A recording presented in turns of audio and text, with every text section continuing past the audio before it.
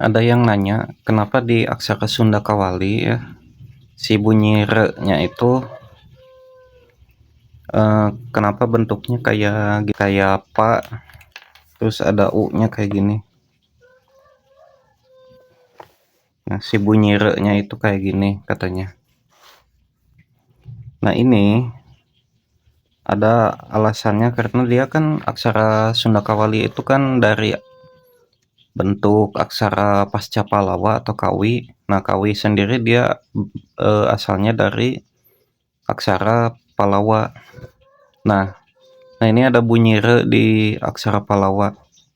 Cuman kalau di aksara Pallawa itu dia bunyinya ri. Jadi R sama I tapi pendek banget I-nya itu. Hampir gak kedengeran juga I-nya. Nah, cuman di aksara Nusantara kayak di aksara Kawi atau aksara Sunda atau aksara Jawa ya. Si bunyi ri-nya itu jadi re ya, jadi re panjang, jadi re. Misal nulis kata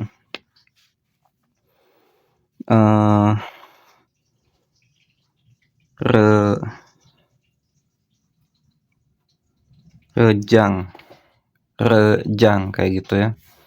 Tapi kalau di aksara Pallawa dia kayak nulis bunyi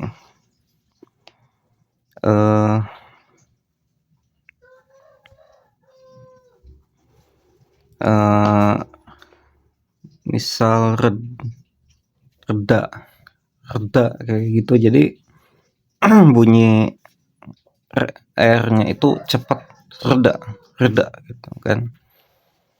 Nah, ini di bunyi Pallawanya, ini di bunyi aksara Sundanya ya. Nah, kayak gini nih di aksara Buddha juga sama kan, mirip kan.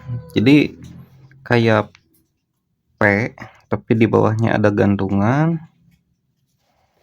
Nah, ini juga sama kayak gini di aksara Buddha juga.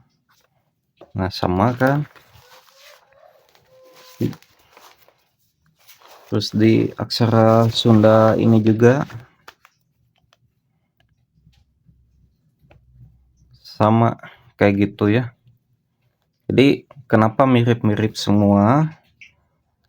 Terus kenapa ada re? Ya karena dia berawal dari nenek moyangnya si aksara Pallawa ini.